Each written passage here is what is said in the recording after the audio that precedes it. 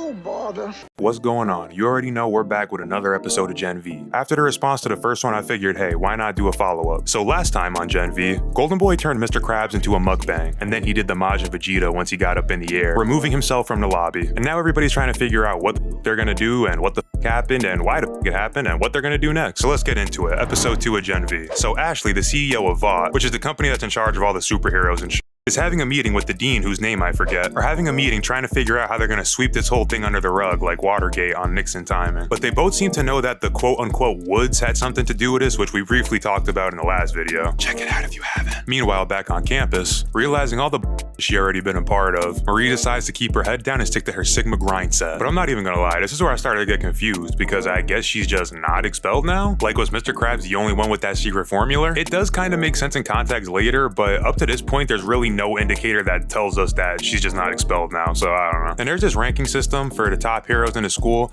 kind of like One Punch Man and My Hero, and we find out that Marie becomes the first ever freshman in the history of the school to crack the top 10. And who's the brand new #1 hero? Yup, you guessed it, Mr. Elriz himself, Andre. Who? And Starscream, I mean Jordan, gets bumped down from #2 to #5, up their ego in the process. A little bit later in the day, we find out at Golden Boy's memorial that his girlfriend, Kate, in some capacity strains herself when she uses her powers for too long. Mind control powers, bleeding from her eye? This bitch thinks she Itachi or something? I'm just saying. He copied my whole flow! So with her new placing in the top 10, Marie officially has motion. And just like Uncle Ben said, with great motion comes great clout chasing. People trying to flick up with her, people calling her gang and twin, like, you know, everything like that. But they need her in the TV studio so that she can prepare for an interview with her and Andre later tonight. At the studio, we see that Andre is trying to grip with this whole fraudulent ass position as #1. We also find out that his dad was a superhero named Polarity. So Marie shows up there, she gets media trained, photo shoot, rehearsal, yada yada yada. But after the shoot, Andre reveals to Marie that right before GB SD'd, he whispered into his ear,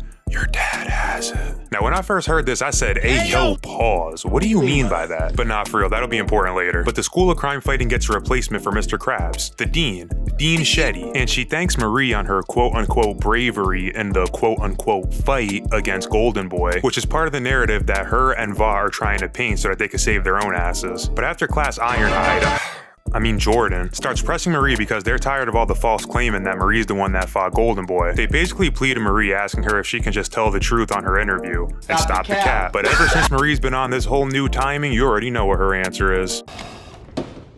How about new? So Marie has a meeting with Dean Shetty, and she gets Marie to open up to her about her little sister. Essentially, Marie's Avengers Endgame is to link back up with her. And this gives the Dean all the emotional 5.56 rounds she needs. We also get a glimpse of the woods, as well as the kid that we saw running through campus, strapped down to a table. They want to be like John Kramer so bad. So while Andre is chilling with Kate, he has a breakthrough about what Golden Boy meant about his dad. And thank God that he did, because that shit that Golden Boy said about his dad sounded a little yummy. Hey, yo! So he rips open his dad's statue, of course from the dick, because this is the boys universe, and dicks are fucking hilarious. But anyway, it's a phone with a video of GB revealing he went and killed Mr. Krabs because there's this underground facility where they're keeping his thought to be dead brother, Sam. Turns out GB was going after him and trying to free his boy. Kate and Andre try to make sense of it all, but Andre has to head out for his interview. So at the interview, Marie is getting her hair done, nails done, everything did, and she's practicing her script. Yes, the script that was handed to her by Vought for her interview. And Narrative Nancy over here is trying to memorize this shit perfectly, but she starts to feel guilty and starts debating whether she should actually tell the people about Optimus's involvement or not. So while all this is going on, Andre sneaks into Mr. Krabs' office. And I'm not gonna lie, the first time I saw this, I got mad, because tell me how this man has a file on his computer called The Woods. Like, isn't it supposed to be the biggest secret in the school? Like, what you were gonna do if somebody stumbled upon it and asked you, you're gonna be like, oh, just a camping trip, me boy. That would be like George W. having a file on his computer that said, nope, not saying it. He finds Sam's file, but he almost gets busted when a SWAT team runs in there like the Lin Kuei at Madame Beau's spot. But it turns out they were after his files too. Right before her interview, Marie finds out from her interviewer that her sister wants nothing to do with her. So they get into her interview, and them lights are starting to get too bright for her, just like the 2012 OKC Thunder. Granted, she's pretty frazzled right now. She just found out that her little sister wants absolutely nothing to do with her. I mean, that's tough, gang. But after battling with revealing the truth or not, Marie goes full bad karma route. Just remember all caps when you spell the man's name. Am I right?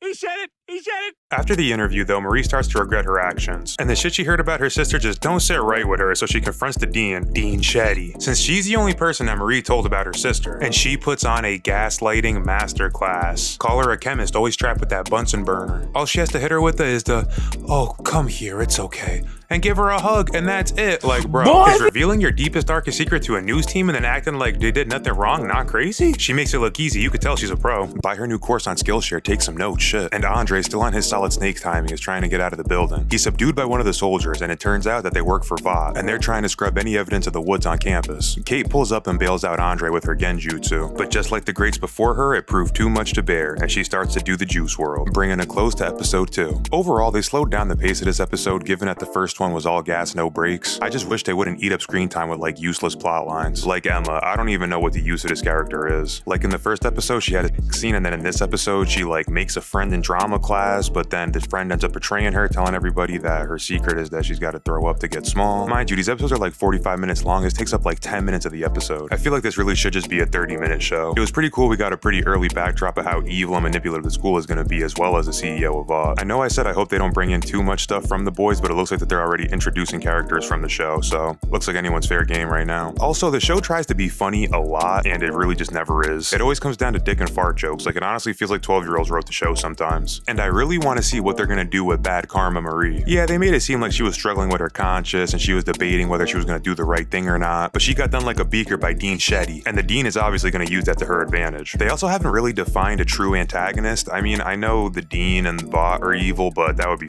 lame. And hey, I don't like the boys that much, but Homelander is a great villain. Like, he's pretty much the character that everybody comes to see. When he's on screen interacting with the other characters, you can see how important he is, you know? Like, you can see how much weight he holds. Like, he is pure evil, and people are afraid of this guy. Even saying the wrong thing to him could leave you maimed or dead. The only character that could have worked for was Golden Boy, and we all know how that went.